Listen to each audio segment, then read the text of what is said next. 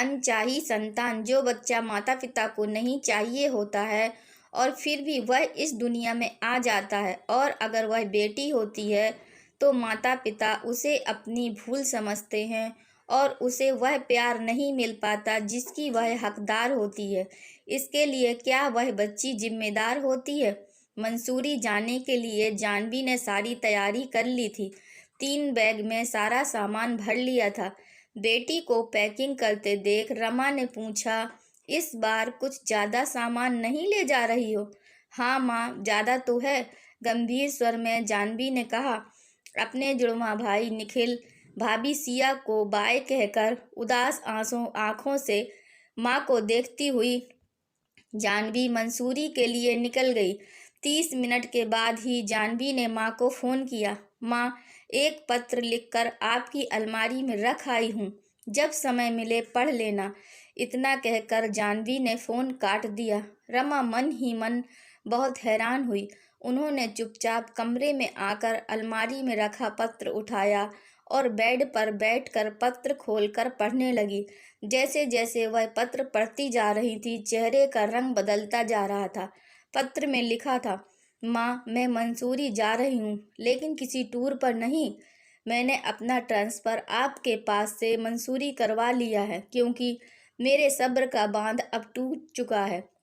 अभी तक तो मेरा कोई अस्तित्व नहीं था। अब मैं आत्मनिर्भर हो चुकी हूँ, तो क्यों अपना चेहरा दिखा दिखा कर आपको अपनी गलती का हर समय महसूस करवाती रहूं? गलती? आपके दिल में मेरा यही नाम हमेशा रहा है ना। इस दुनिया में आने का फैसला तो मेरे हाथ में नहीं था ना।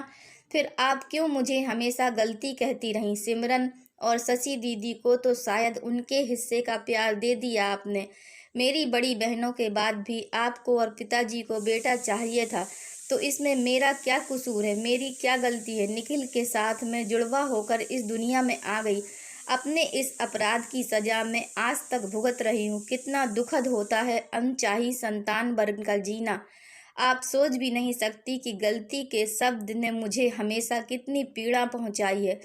जब से होश संभाला है, इधर से उधर भटकती रही हूँ। सबके मुँह से यही सुन सुन कर बड़ी हुई हूँ कि ज़रूरत निखिल की थी। यह गलती भी साथ में कहाँ से आ गई? निखिल तो बेटा है, उसे तो हाथों हाथ ही लिया जाता था। आप लोग हमेशा मुझे दुत्कारते ही रहे। मुझसे 11 और 13 साल बड़ी मेरी बहनों ने मेरी देखभाल न की होती तो पता नहीं मेरा क्या हाल होता। मेरी पढ़ाई लिखाई की जिम्मेदारी भी उन्होंने ही उठाई। मेरी परेशानी तब और बढ़ गई जब मेरी दोनों बहनों की शादी हो गई। अब आप भी, पिताजी थे और निखिल था। वह तो गनीमत थी कि मेरा मन शुरू से पढ़ाई लिखाई में लगता था। शायद मेरे मन में बढ़ते अकेलेपन ने किताबों में पनाह पाई होगी। आज तक किताबें ही मेरी सबसे अच्छी दोस्त हैं। दुख तब और बढ़ा जब पिताजी भी नहीं रहे। मुझे याद है, मेरे स्कूल की हर छुट्टी में आप कभी मुझे मामा के यहाँ अकेली भेज देती थी, कभी मौसी के यहाँ, कभी सिमरन और शशि दीदी के घर। हर जगह अकेली, हर छुट्टी में कभी इसके घर कभी उसके घर, जबकि मुझे तो हमेशा आपके साथ ही रहने का दिल करता था। किसी किसी के घर में तो मैं बिल्कुल अनचाही मेहमान होती थी, जहाँ पर मुझसे घर के कामों में खूब मदद ली जाती थी। कहीं कहीं तो 13 साल की उम्र में भी मैंने भरे पूरे घर का खाना बनाया है। कहीं मेरे मामा के बच्चे मुझे किचन का काम सौंप खेलने चले जाते, कहीं मौसी की बेटियां भी किचन में अपने साथ खड़ा रखती। मेरे पास ऐसे कितने ही अनुभव हैं जिनमें मैंने साफ साफ महसूस किया कि आपको मेरी कोई परवाह नहीं थी, ना ही आपको कुछ फर्क पड़ता था कि मैं आपके पास रहूं या कहीं और। मैं आपकी ऐसी जिम्मेदारी थी जो एक गलती थी जिसे आपने कभी दिल से नहीं स्वीकारा। मैं आपकी ऐसी संतान थी जो आपके प्यार और साथ को हमेशा तरसती रही। मेरे स्कूल से लेट आने पर कभी आपने यह नहीं पूछा कि मुझे देर क्यों हुई। वह तो मेरे पढ़ने लिखने के शौक़ से पढ़ाई खत्म होते ही मुझे यह नौकरी मिल गई, जिससे मैं अब चुपचाप आपसे दूर रहने की कोशिश करूँगी। अपने प्रति आपकी उपेक्षा ने कई बार मुझे जो मानसिक और शारीरिक कष्ट दिए हैं, उन्हें भूल तो नहीं पाऊंगी, पर हाँ, जीवन के महत्वपूर्ण सबक मैंने उन पलों से ही सीखा है। आपकी उपेक्षा ने मुझे एक ऐसी लड़की बना दिया जिसे अब किसी भी रिश्ते पर भरोसा नहीं रहा। जीने के लिए थोड़े से रंग चाहिए, खुशियों के रंग, प्यार की खुशबू और चाहत का उजाला चाहिए, पर इनमें से कुछ भी तो नहीं आया मेरे हिस्से। निखिल के साथ जुड़वा बनकर दुनिया में आने की सजा के रूप में मुझे अकेलापन मिला। अकेलापन किसी भयानक जंगल से कम नहीं होता, हर रास्ते पर खतरा लगता है। जब आप निखिल के आगे पीछे घूमती थी तब मैं आपके आगे पीछे घूम रही होती थी।